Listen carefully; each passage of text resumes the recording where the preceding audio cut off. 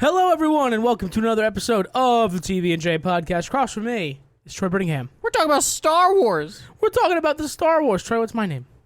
You're, It's not a trick question. Please just answer it. I'm gonna say Fred, No. Jerry, No. Jonathan. This is a terrible bit. What is my name? Jeff Ackerman. Thank you very much. And we are going to talk about the latest episode of Obi-Wan Kenobi on Disney Plus because, holy goddamn, is it a good show? Anyway, theme song. TB&J! Doesn't even need to say anything. He's just an intimidating man. TB&J!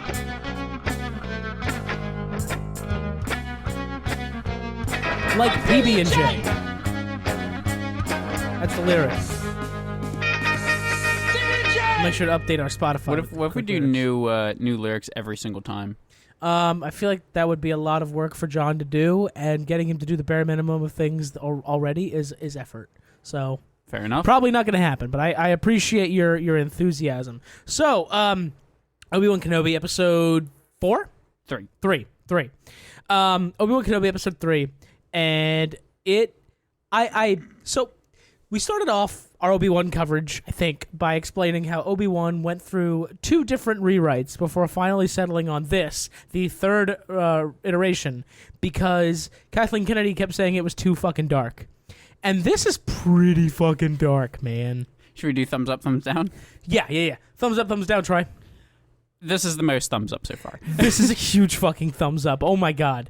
Like, Obi-Wan Kenobi is my favorite character in all of the Star Wars movies, games, etc. Obi-Wan is and always has been my favorite. And seeing him just this terrible, broken down husk of a man who's trying to be cool but isn't. He's so, like, rusty and out of practice. And the funny thing is, you said that they kept going through rewrites because it was too dark. Yes. It's almost, like, surprising to me that none of the rewrites were like, oh, it was too sort of, like, campy and one-linery. Because, like, it would be very easy to be like this show. He jumps down and every single character he meets, he goes, oh, hello there, and, like, try to do, like, lines from the movie. Because, like, the prequels, he's kind of like a one-liner machine. Yes, absolutely. But in the prequels, he was a one-liner machine on accident. Yes. Because Lucas was just a bad writer. He doesn't talk to human beings.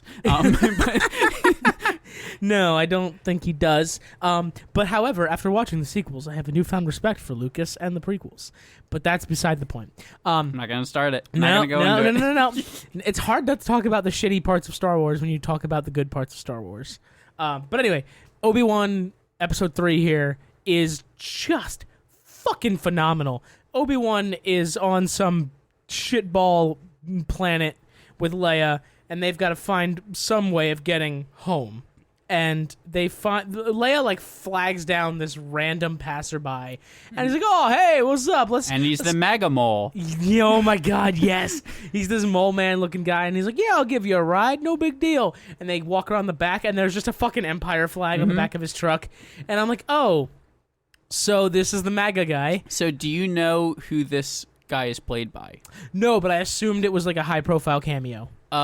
This is Freck, that's the character's name. Yep, Freck. And the actor is Zach Braff. No shit, that was Zach Braff. I was trying to find the character's name afterwards because I wanted to make sure that I knew he was the MAGA mole, because I watched it with somebody and they were like, make sure that you 100% call this person the MAGA mole on the podcast.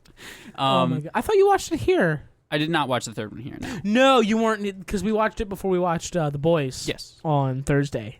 Okay, yeah. But fucking the MAGA mole was hilarious. They're driving around and they pick up some stormtroopers that need to go from A to B, and the troopers are talking to Obi-Wan and Leia, and their story is falling apart a little bit about how they're farmers. But at the same time, Obi-Wan has this, like, really sweet moment with Leia where he's like, every time I look at her, I'm reminded of her mother. And it's like, oh, Obi-Wan really did love Padme, and it's a shame that she's dead, and it's a shame her character was mishandled the way it was. But, you know, that's beside the point.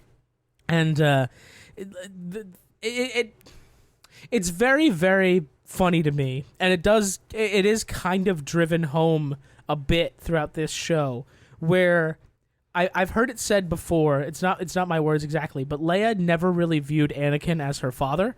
Like, yes, she's Luke's brother, and yes, Anakin's obviously her father. Yeah, they don't but really she never have- really they had don't- that connection with Anakin the way Luke did. Yeah, they don't really have that moment like Luke does in Exactly. Empire and Return of the Jedi. And Leia, as much as Anakin might be her blood father, like her parents really were the fucking. Oh God, what are their names? Organas. The Organas. Thank you. Jesus Bail Christ. Organa. Bail Organa I don't know his and wife's his name. wife on Alderaan. Like those really were her parents. She doesn't have that connection to the Skywalkers the way Luke does, and that's kind of why she was always Leia Organa. Like she never did take the Skywalker name. She was very happy just being Leia Organa. But like this show, she's very like she asks Obi-Wan about her father, and he's very cagey about it because he doesn't want to tell her father is Anakin. But at the same time, there's not much of Anakin in this girl. It's all Padme, and it's all just like Leia from the original trilogy. There's not a whole lot of Anakin Skywalker in Leia, and I think I really do appreciate that because like while they are siblings, like she never had a connection to Anakin. Don't force one here where it doesn't need to be. And it also makes sense because they're like Luke's story is very, very similar to Anakin's in general. Yeah. Where she's just like, I went off and did princess stuff, so I don't know. I don't have that sort of frame of reference. Exactly. I was a princess. I was just getting into trouble, running away and doing princess things. Yeah, like getting doing really kidnapped. slow runs from even slower crime bounty hunters or whatever they are. Oh God, there was so many bad chase scenes in the beginning. Bail Organa's wife's name is Brea Organa, by the way. Bail and Brea. Yes, they were big on the B names. Apparently. But no, it's They were going to call her Blea, but they didn't. They respected the wishes of Padme. Oh my God.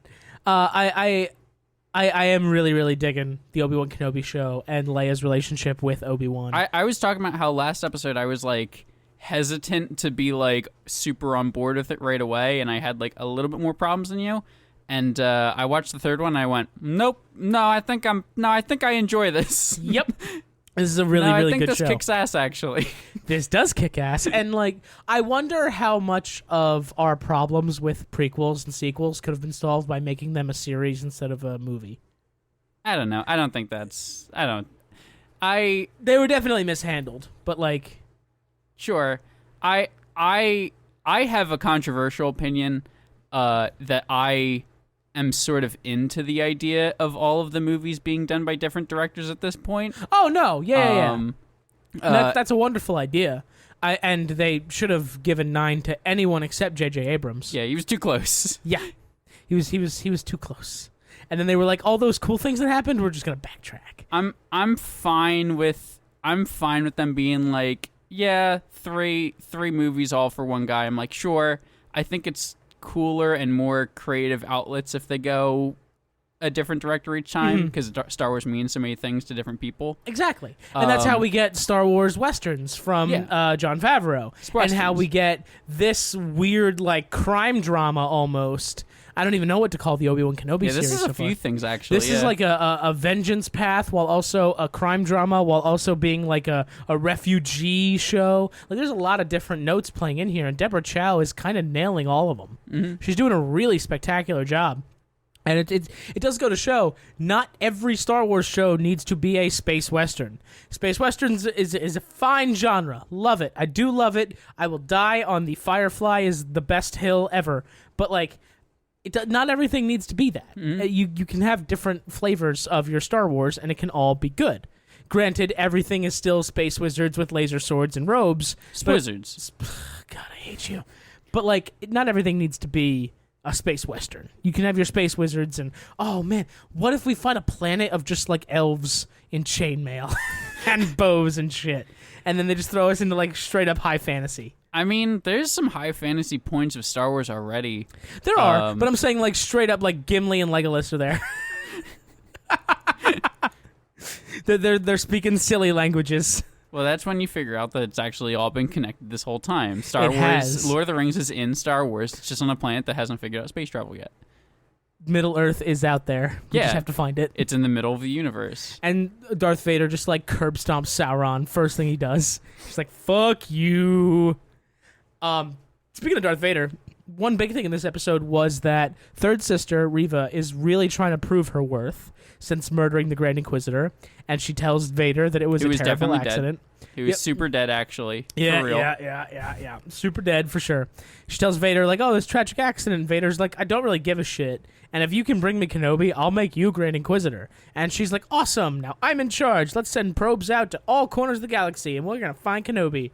And then the fifth brother is just like, excuse me, but like, who died and put you in charge? And she's like, the Inquisitor died. Vader put me in charge. What's up? Mic drop. I'm in charge, bitch. And he's just like, grrr. And then now later, I'm wondering what the numbers mean, because I always assumed that they were like in line in sequential order, but he's like, no, I'm next in line. I'm like, you're 5. Yeah, like she's 3. And also, like, you're all shitting on her for being third sister and being like, you were nothing until we raised you up. But like, she's third sister. That means she's pretty close to Grand Inquisitor, right? Trilla in Force Awakens, Jesus Christ, Jedi Fallen Order, Jesus, seemed pretty leaps and bounds above a lot of these guys. So dude, like, Trilla was fucking insane. But also, Trilla was a Jedi youngling before becoming an Inquisitor. Well, that's what a lot of them were, and I think if I had to guess, Rave is probably also that. A youngling turned Inquisitor? Yeah, 'cause I think that's the only reason they would have that scene in the beginning. I think I've mentioned it a few times now, where people have speculated they're going to pull a Fallen Order on the Kenobi show and have Reva do like a redemption arc. Mm-hmm. And she actually helps Kenobi escape from Darth Vader. Because like, at the end of the day, we all know that Inquisitors aren't really a thing come New Hope time.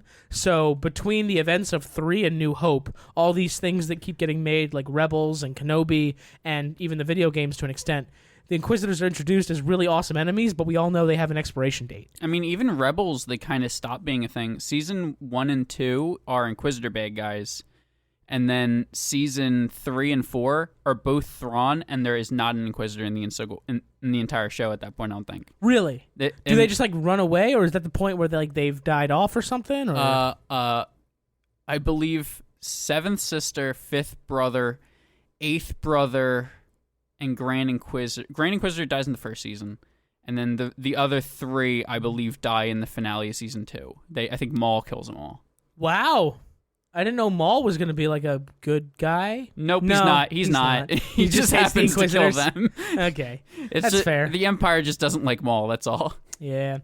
The Empire really hates Darth Maul. Mm-hmm. They were kind of done with him in Phantom Menace. And then he was like, but I'm still alive. And they were like, no, not to us, you aren't. There's a whole arc in Clone Wars where he basically comes back to Palpatine. He's like, hey, yo, I'm alive. You want to keep doing this Sith thing? And he's like, no, not really, fuckface. I got Dooku now, and he tries to kill him. Oof. And actually shows up with his brother, who's played by Clancy Brown, who's like 5 characters in Star Wars now. Darth Maul has a brother? And he's, Savage Opress, the most bad guy name on the planet. Savage Opress. And it's spelled like Savage. It's exactly... Savage Opress. Mm-hmm. His name is... Savage Opress. His name is Bad Guy. Did they just like open a dictionary of bad words and be like, oh, these two look good together? Words that mean evil. Okay, those work. He just looks like a bigger, more yellow Darth Maul. Oh, that's weird. He's cool, though. Okay. Yellow Darth Maul, like a Simpsons Darth Maul? Yes. This is actually the same art style. It's weird. It's not. Oh, like that the is rest weird. Of it. Matt Groening did like a season of Star Wars Clone Wars, and everyone just got the Matt Groening treatment. That'd be hilarious. But Inquisitors are probably my favorite bad guys after Darth Vader, as far as like Empire stuff goes. Like, obviously, Stormtroopers are classic, but they've always been kind of cannon fodder until recently. Stormtroopers have not been scary at all, and it's only certain Stormtroopers that are scary. Yeah. Like, I've noticed that, like, most of the time Stormtroopers, like, in Fallen Order or the comics or most of the original trilogy are just like, get those crazy kids, and we're not going to hit any of them ever, and we're also, like, going to fall over ourselves and bump our heads on low ceilings. They're what, like, battle droids turned into. Exactly. But then there have been Stormtroopers in certain books, Death Troopers comes to mind specifically, as well as... Oh, I can't remember the name of it, but it was a series that followed Boba Fett as he was a kid. and it was like him palling around with some stormtroopers, like getting experience after the Empire rose and being a bounty hunter. And like sometimes stormtroopers are real fucking badass and ruthless killers, but most of the time they're kind of just derpy little dudes in white armor. But they look cool. But Vader is always like number one. Nobody can beat Vader. And then like Inquisitors are right up there for me because Inquisitors are so ruthless and they're so driven by just their anger and hatred towards Jedi that they just are fucking vicious machines, man. And I fucking love all of them. It's amazing. I've said it before. Watch Rebels. Also, the Inquisitors have that fucking twirly blade lightsaber doohickey, and I was like, oh man, that's cool. I remember in high school you were telling me about this new Rebels show and how it introduced this new villain called the Inquisitor, and they had these new lightsabers, and I was like, that looks stupid. Nobody's gonna like this. Fuck this shit. And now I'm like, Inquisitors are really cool, Troy. I think that there's a lot of Star Wars stuff that looks really lame as still images, and then when you see it in motion, like I think the Grand Inquisitor live action stuff is a big deal with that. Like a lot of people are like, "Oh, he looks stupid. His head's not long." And then I feel like once he was actually moving on screen, I was like, he is pretty scary looking. That's awesome. There was one other thing I wanted to talk to you about specifically because you're the resident Star Wars nerd of the group. Apparently, the internet went crazy when Obi-Wan was in that like refugee Quinlan room. Voss. Quinlan Voss. Who is Quinlan? So Quinlan is sort of, he's kind of like, sort of a sort of a Jedi, like kind of scoundrel renegade-y kind of dude. So if like Han Solo was Force sensitive, kinda. I'm just trying to paint a picture for myself. There's a whole arc where he goes after those guys go off, and I think they're trying to do stuff with the Hutts, and they fight Cad Bane. Nothing good ever happens when you mess with the Hutts. Nope. But and remember, nobody out pizzas the Hutts. Well, that's what happens is he does try to out pizza the Hutt. Quinlan Voss actually starts his own pizza chain.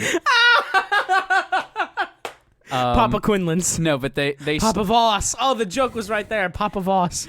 Better ingredients, better pizza. Papa Voss. Yeah, the reason he survives is because he says some real racist shit, and they kick him out of the Jedi Order. Yeah, it's a little too close to home. But no, but him and Obi-Wan have a whole arc in Clone Wars where they go and chase down Cad Bane. Okay. Cad Bane, another live action character we saw in Book of Boba Fett for like 10 minutes before Boba Fett killed him. And I'm interested in not necessarily seeing him in the show, but he has a whole thing later on in the books where he ends up, I believe, romantically involved with Asajj Ventress. Oh. After I didn't know Asajj was capable of love. And I think that Asajj dies in that book, and I have said for a long time, just make her not dead. What if you made her not dead? I mean, that's what they're going to do with fucking Grand Inquisitor right now. Yeah. Like, Rebels was like, oh, Grand Inquisitor is a bad guy, and Disney has said Rebels is pretty much canon. Mm-hmm. So, like, they were like, we'll put him in Obi-Wan and kill him in the first episode because, you know, fucking... actually, it was the second episode. Our soundboard is currently gone, but I would have loved to have played, like, the Seinfeld music when Inquisitor dies. And it's just like, yep, he's dead, you guys. Oink. Like, no, he's clearly not, because this is Star Wars. Nobody's ever dead. I think the man who got burned alive and is missing all 4 of his limbs that still runs around and is the worst bad guy ever. I say that in a good way. He's like terrifying. I'm pretty sure that they've already established nobody can ever truly die unless they get stabbed like through the chest or something. Hey, speaking of, the Grand Inquisitor gets stabbed through the chest, but... He got stabbed in the gut. It was a little lower than vital organs. But speaking of Darth Vader being terrifying. This fucking episode, man. So the Inquisitors track Obi-Wan to that planet he's on. I don't remember the name of it, but he does this like beautiful speech where he says this planet used to be rolling fields and hills and families and villages, and now the Empire has stripped it down to nothing, and they're mining all the resources out and blah blah blah. And I'm just like, does Star Wars have like an ulterior theme of like big corporations and cheap labor is bad? Because I feel like that felt a little preachy, but at the same time, not in a bad way. Well, it always kind of has done that since the beginning. I think that you are now noticing because it's owned by Disney. Yeah. And now it feels weird. Big corp bad, cheap labor bad. And I'm like, oh, yeah, it kind of really is. Huh. Okay. But it did feel a little weird. And then, there was that awesome scene where he's looking out and Anakin is there in his robe, like straight out of episode 2. Mm-hmm. And I'm just like, is that Anakin? And Obi-Wan squints and then he's gone. And I'm just like, ooh. I literally got chills. I was like, ooh, Anakin, ooh. He's scary now. He's no longer just that weird, I hate sand guy. He's actually scary. But, I mean, I love the scene in the beginning of just him suiting up. Oh, yeah. It's like a thing of just like, yeah, I don't know what else I expected. It's like everything that I wanted and not more, but I'm like, that's enough. It was enough, right? It was just enough. I wanted to see him put the suit on because, like, I always wondered when I was a kid, like, does he sleep in that suit? He's clearly scarred and broken underneath, and he needs that suit to survive. But like, this is this weird space futuristic. Now they're just like, yeah, they put on all of his limbs at the beginning of the day. Yeah, I'm wondering, like, does he have to go through this, like, dramatic wake-up process every morning? He has the Iron Man suit-up scene every morning. Exactly, right? He has to suit up every single morning and get his arms and legs screwed on. And when that's not the case, does he just lay there like a little nugget man, and he's just like... Have you ever seen... there's a book describing, like, it's like blueprints of, like, what the suit is. Yes. Yeah, and it, like... I had that blueprint on my wall. I mentioned it last time about the blueprints on my wall of like lightsabers and shit. I had one for Darth Vader's suit. Yeah, I think it says stuff like it's like it like every time he like bends a certain way, it like stabs him and like it like shocks him every now and then. And it's just like a design to like be uncomfortable, so he's always angry. Oh, that's sadistic as fuck. Yeah, apparently it's not a. The Emperor is not a good guy, you guys. I don't know if this needed to be said or not, but the Emperor, not a good guy. Wait, Chancellor Palpatine? Chancellor Palpatine, yeah, he's a bad guy, you guys. Oh shit. Oh wait, what's his name? They say it like Sheev Palpatine. Mm-hmm. Fucking shitbird. What the fuck is that? Sheev. It'd be as intimidating if his name was like Carl. Or like Savage Press. Like you could have gone any other way with it, but Sheev. Yeah, Savage Press is an overcorrection. Yeah, right? I mean, I guess if your names are General Grievous and Darth Maul, I guess I can't. It's like a guy driving like a pickup truck that's 12 feet off the ground, and it's got all the fucking like Blue Lives Matter decals. Like, we get it, all right? You're a man. My child's name is Freedom Justice America. Freedom, Justice, America, McClanahan. It's a family name. No.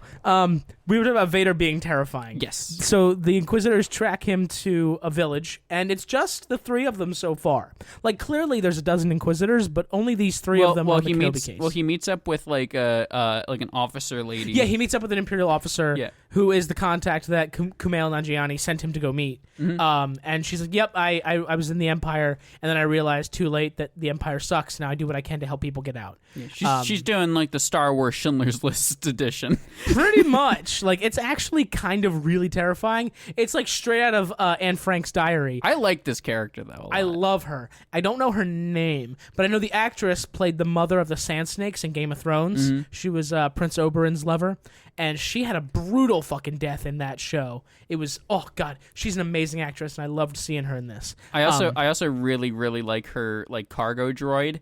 Yes. Who doesn't talk, doesn't speak. But that's also like an extra layer of cool to me, where I'm like, where she gives the line of just like the actions speak louder than the words, and then words. And then there's like there's like the scene where the stormtroopers are like going through the house, and he just has like this hammer just like behind his back, and I'm just like, oh shit, he's ready for shit to go down. Like, he might just be a loader droid that doesn't speak. But like this loader droid's a ride or die. Loader droids are ride or die, man. Fuck the Empire. But the Inquisitors track Obi-Wan to this village, and he has the Imperial lady and Leia go run away through the tunnels they have, and he's gonna stay and distract Vader and the Inquisitors. And Vader knows Kenobi's there. He doesn't care. He doesn't need to say anything. He just starts murdering civilians. Mm-hmm. And he's got this one guy, he like pulls him out of his house in a force choke, and the guy's son comes out to stop Vader. Vader pushes him against the wall and just snaps his neck. Just in, like, without any ceremony or circumstance, just dead. And I'm just like, oh my God, what the fuck? And then Vader's just walking through. There's a lady cowering. He grabs her and starts dragging her along with him, just force choking her on the ground, just dragging her along. And he's just like, doesn't say a fucking word. And under that helmet, the helmet hides everything. So he's just this imposing statue man. He's making funny faces under it, like in Spaceballs. I wish, man. I wish Rick Moranis was under that helmet sometimes, because that would be less terrifying. But no, he's just making funny faces and doing his thing and just murdering civilians to lure Obi-Wan out. And, oh God, it's working. Because Obi-Wan gets out and he's like looking at Vader to commit these crimes, and then Vader looks over, but Obi-Wan's gone. And then they're like running through the like it looks a little Tatooine-y, but it's not, because they're not on Tatooine. But would you consider Anakin Skywalker to be a Tatooine? No. Would you consider Luke Skywalker to be a Tatooine? Well, he was born on Polis Massa. He wasn't born on Tatooine. Would you consider Uncle Owen to be an Uncle Weenie? Uncle Weenie? Tatooine? Fuck. Maybe. But this is the big scene that we were all kind of looking for, except Obi-Wan is clearly off his game. Mm-hmm. He can't fucking duel to save his goddamn life. Literally. He's getting fucked up, and he kind of accepts it at a point. First of all, I just want to say, I love how far lightsabers have come in their visual effects. Oh, fuck yeah. Yeah. Because, like, in episode 4, when Luke is, like, in the hut, and it's, like, a faintly blue, almost white blade that, like, doesn't really do anything. And his whole body moves when he turns it on. Yeah, because it was clearly just a cut. Mm-hmm. And now it's, like, it ignites, and it's just, like, the bluest blue, and it illuminates everything around him. Like, that, oh... Love it. That was one of my favorite parts of Jedi Fallen Order, was that you could hold your lightsaber up as a flashlight, and it would just cast that blue light throughout the room so you could see better. And I was like, oh, yes. Fucking mwah, chef's kiss. Love it.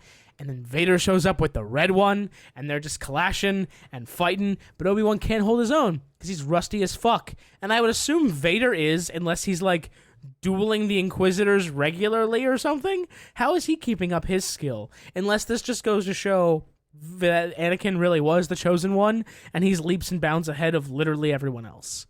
And, like, I kind of get it. But at the same time, damn, Obi-Wan, what the fuck happened in these 10 years? You forgot how to fucking sword fight? Are you kidding? I have seen people, like, complain about this in, like, actuality, though, where they're just like, oh, how come he's not, like, he's still a Jedi Master, right? And I'm like, yeah, but, like, 10 years is, like... 10 years is a long time. Especially on Tatooine, that's, like, 20 years. Yeah, it's a long fucking time to be out of practice. And Vader ends up winning the duel, and he fucking...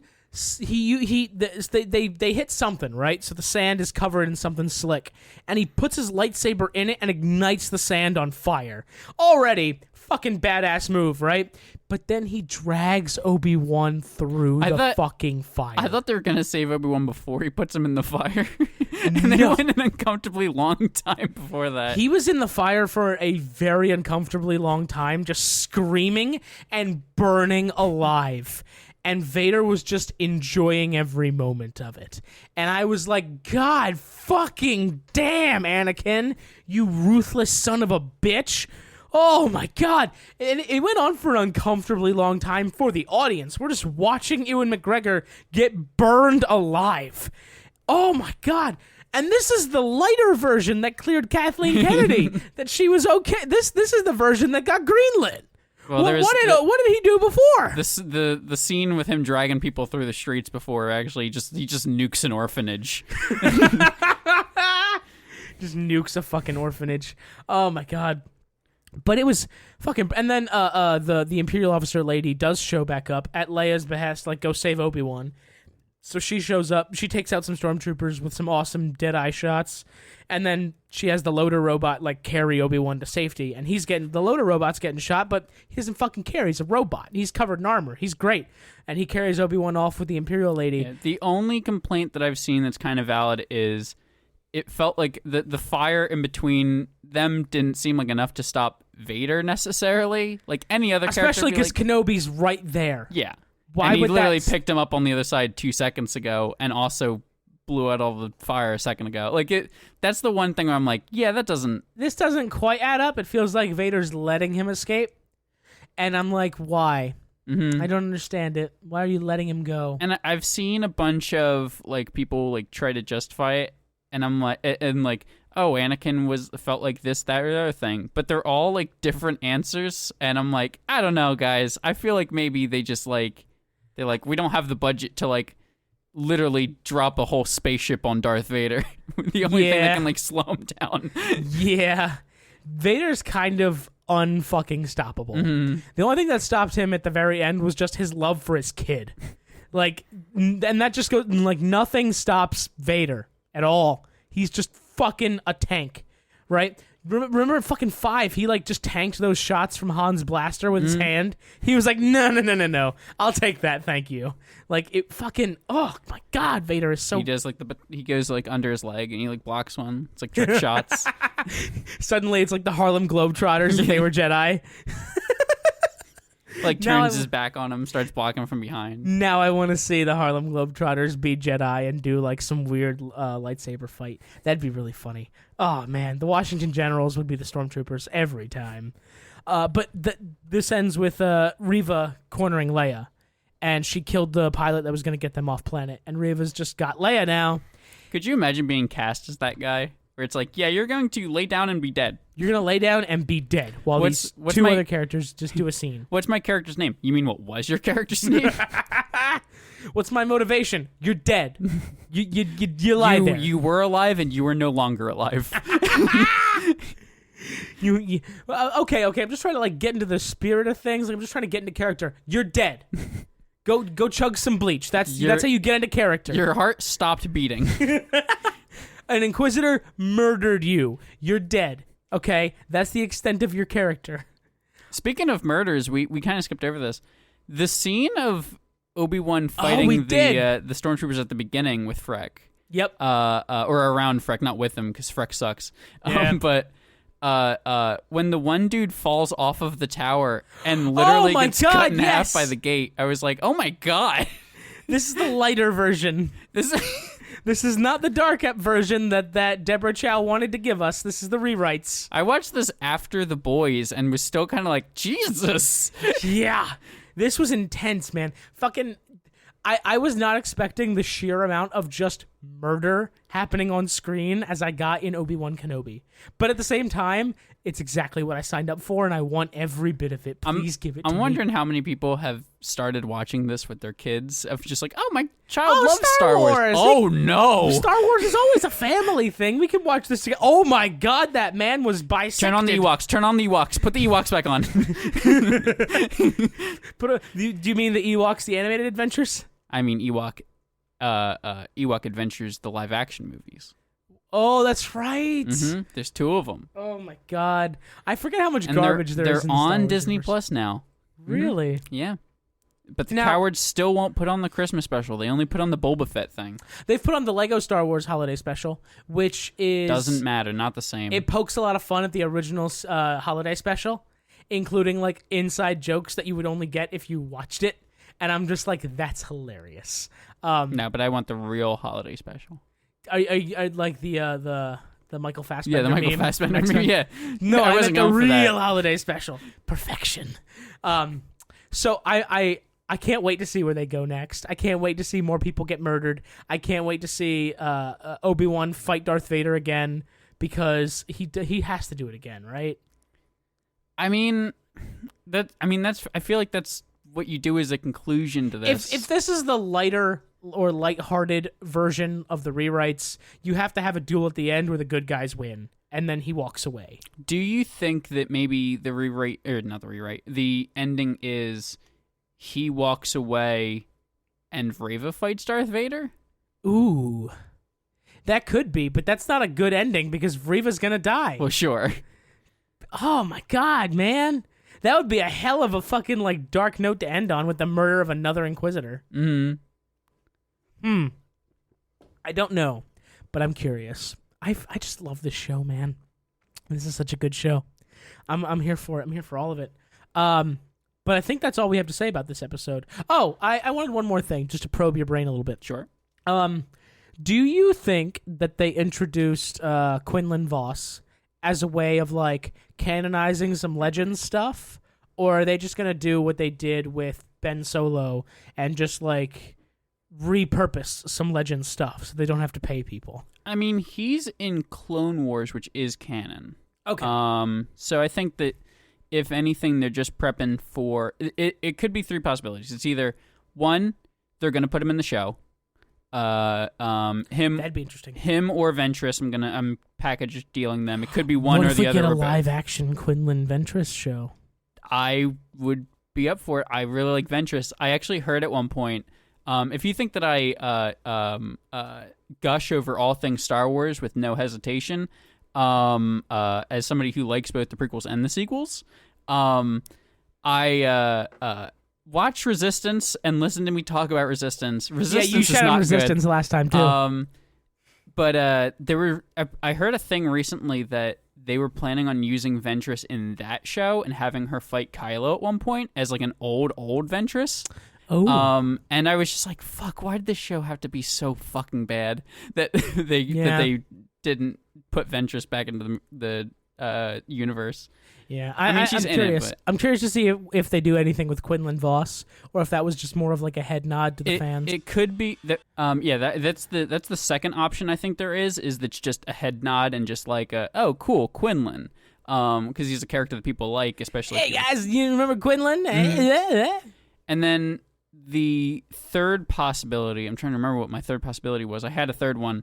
The third one is that they could kind of try to like change that, or maybe they're just like he's dead, maybe like he dies afterwards or something like that. But could be. I don't think. I think it's one of the first two, probably. Yeah, I forgot what my original third point was, so I tried to grab something out of the air. Fine. The other thing I wanted to ask you was, when do you think Qui-Gon's showing up? 4, 5, or 6? Because we got 3 more episodes left. I'm gonna say here's my bold prediction. It not really bold. My prediction is it's gonna be the end of 5, giving him the confidence into 6. Okay. Because it's been 2 or 3 times now when Obi-Wan has been in some severe dire straits and he's reached out to Qui-Gon asking his master for help or guidance, and he doesn't get it. And this is the Obi-Wan that we never saw in the original trilogy, who's like scared, running for his life, and asking for guidance from his master. We never got any of that in the original trilogy. It was just Obi-Wan, badass space wizard, here to save the motherfucking day. Jumps into a mosh pit of 1,000 droids so he can fight General Grievous. Wait, what? Oh, yeah. That Obi-Wan. Yeah. But like the scared Obi-Wan who like doesn't know what to do, like that's not an Obi-Wan that we've ever really seen before, except for like episode 1 when he's literally cradling Qui-Gon's body. And even throughout episode 1, he was pretty fucking cocky and kind of a know-it-all. But damn, I like this other side of Obi-Wan. I love giving depth to this character that we've had and loved for like 50 years now. Well, also makes Rebels a little bit better on like rewatch because, and I'm rewatching it with a friend now, and I'm before all the Obi-Wan stuff. You have friends? Nope. But sorry, continue. There's one episode with Obi-Wan because Maul is basically, his whole mission is just to find Obi-Wan again. I mean, Obi-Wan's the guy who cut him in half. Yeah. I can relate. And relate? No, I can't. You can. I sympathize. I too have been cut in half by a lightsaber, and I'm McGregor. out for revenge. Yeah, but he tries to find him on Tatooine, and they have like Sir Alec Guinness style Obi-Wan in the desert. Neat. And they fight, and he's just at this point where he's just sort of like, yeah, no, I'm comfortable with myself. You know, there's a lot of shit that I had to deal with, and I've moved on, and now I'm here, and I've settled my business, and I'm at peace with myself. And him right now is not that Obi-Wan yet. Nope. Nope. Absolutely not. I'm wondering if like the last episode is just gonna like take us into New Hope. Nah, I think there's a lot of stuff in between because he still has to like, unless they do a big time jump. I think that's still like a few years off. Yeah, like, I'm saying like they settle whatever's happening right now with Leia and Reva, and then like the end of the last episode is Obi-Wan just like driving through the Junlin Wastes when he sees Luke get attacked by the Sand People, and then like the end of episode 6 is grayed out Ewan McGregor like going to go save Luke Skywalker. That'd be cool if it was like the last 3 minutes is just like a big time jump. Yeah, they can even like pull the Alec Guinness dialogue from 4 and just be like, "Hello, my little friend. Don't be afraid." Like, and that can just be like the end of the series. Now, because here's the that would question. end it on a happy note. Because that's happy Obi-Wan teaching Luke Skywalker about the Force. Or last episode, last few minutes, everything's real sad. Reva's dead. Obi-Wan's all sad. He gets beat the shit out of again. Qui-Gon never shows up. Everything's all down, and then Jar Jar shows up and does like a little dance for 5 minutes. No. Here's what happens. Episode 5, Darth Maul shows up. There you go. There's your twist. That actually would mess up a little bit of Rebels, I believe. Yeah, it probably would. I'm really excited to see where they go with this show. As I said before a million fucking times, Obi-Wan's my favorite. I'll watch anything with Obi-Wan in it, especially Ewan McGregor's Obi-Wan. And I mean, this is very, very likely the last time we'll see him as Obi-Wan. You sure? I mean, unless he really, really wants to do another one or something like that. Like, this seems like I don't feel like there's a whole lot more we can do with him. I mean, you can milk that cow forever. Sure, but I feel like naturally, like if this was like this is sort of like the Logan to his like X-Men sort of thing. Yeah, I could. Not that there hasn't been buzz that maybe Hugh McGregor. I almost said I almost combined them. I was gonna say Hugh Jackman.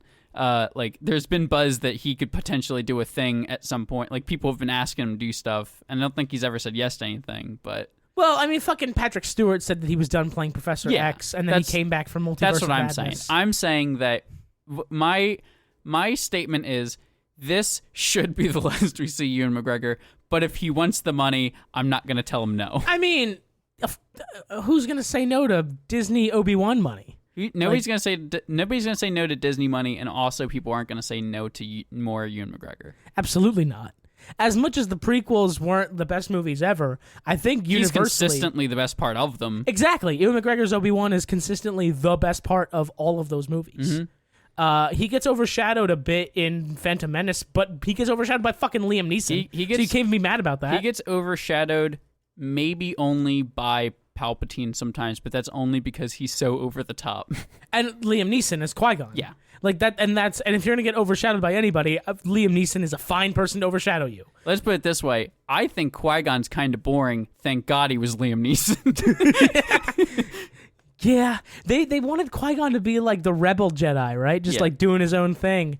And that's like, actually kind of what Quinlan Voss is. Is he really? Yeah. Oh, then maybe that's why Obi-Wan is such good friends with Quinlan Voss. Mm-hmm. Well, he's kind of fed up with him actually in that until towards the end of that whole arc with him. Well, he was always at odds with Qui-Gon as well. It's true. And I remember reading books with Obi-Wan as a Padawan, and he was like, why did Qui-Gon have to pick me? I could have gone to Master... I think he mentions going to Master Dooku. One of the things I'm excited for, actually, is they showed off a bunch of stuff at Star Wars Celebration. One of them was Tales of the Jedi, which is just supposed to be like a little anthology, like one-off episodes of like, this is what this guy does and this is what this guy does. And they showed concept art of like a young Dooku with a blue lightsaber. Ooh. And there's like, and I think that he's like a really, really interesting character that they have almost never done anything with. They've done nothing with him. Even in Clone Wars, they're still kind of like, yeah, he runs the Separatist. I'm like, cool. But like, hey. How about we talk about when he was Yoda's apprentice? Hey. And when he was the Jedi Master with apprentices of his own. Hey, you know how he also like really doesn't like the Sith and kind of wants to destroy the Sith from inside and doesn't really want to rule the galaxy? Like, and he's like kind of trying to hint to Jedi like, hey, we could maybe kill the Sith Lord and stop the war from happening, and people just don't listen to him. Like he's kind of like got a lot going on. He seems like a very complicated character that I'd love to learn more about. And but his head is gone. He's dead. Well, the problem is also Christopher Lee. Well, yes, because he's not going to be playing Dooku anytime soon. Yeah. Well, that's why I'm excited for the animated show where they can just be like, and this is what he was all about, and then it makes the other stuff that he's in better. Or just recast him. They did that with fucking Luke in Mando. Yeah. Even though Mark Hamill, I think, lent his voice to it. I think he was on set and did like some motion, they've said, but I don't think that he definitely did some stuff for the voice so they could modify it. Yeah. You know what's weird to me, honestly, speaking of Mark Hamill, I was watching what's her name, Natalie Portman, doing some sort of press thing, and she was like, even though I'm a big face in Star Wars and Mark Hamill's a big face in Star Wars, we've never met ever in real life. And I'm just like, wow, that's interesting. How has that happened? She's never met her own son. Yeah, like what the fuck? It's so sad. How has that happened? Like, there are probably tons of actors from like prequels versus the original trilogy and even the sequels that have just like never met. Well, they really have no reason to meet each other. Like they have no reason to be on set with each other, you know? Mm-hmm. Like even like Ewan McGregor and Mark Hamill could be a little bit closer than that in like the grand scheme of things, but like overall, like Padme. Well, I mean, you go to fucking Star Wars Celebration and everybody's there. That's also true. And that just happened. Yeah, like last week. Yeah, then you I guess that's true actually. Where then you can have like, You have Tamora Morrison dancing on stage, telling everyone the like a bantha scene was improv. He's slowly becoming like the crazy uncle of Star Wars. Yeah, he is. Where you're just like, your parents are like, yeah, we don't hang out with Tamora that much. Like, we don't really want him around all the time. We see him on holidays, and the kids are like, yay. But yeah, on the holidays, the kids are like, he's the best. Absolutely. And the parents are just like, all right, that's enough. Thank you, Uncle Tamora. We're gonna go home now. Bye. But I fucking love Tamora Morrison. He's so fucking funny. Anyway, that wraps up Obi-Wan Kenobi episode 3. We are way past Kenobi at this point. Yeah, we were just delving into Star Wars bullshit. But D's not here to keep us on track, so fuck you, old man. Well, anyway, we finished our thing. We're allowed to have fun. If you liked what you heard, please leave us a kind review on your favorite podcasting platform. 5 stars out of 5, 10 out of 10 if that's available, thumbs up if that's a thing. 16 out of 16. See, Netflix has like a thumbs down versus a thumbs up versus a 2 thumbs up now. No, I didn't see that. When you go to rate titles, you can say, don't like this, or love this. Huh, interesting. Yeah. I haven't been on Netflix in a while, actually. Good. Netflix is a terrible company that cancels good shows. God damn it. My fiance and I, my roommate, we love this sketch comedy group, Auntie Donna, and they have a show on Netflix, The Big Old House of Fun, and they had their 1 season, and now we're sitting there like, please let there be a season 2, but John's just like, it's Netflix, they're not getting a season 2, and I'm just like, oh. I think a good one is Living with Yourself with Paul Rudd, where it's him and a clone of him. Yeah. And that has like a plot twist not plot twist ending, but like a cliffhanger ending.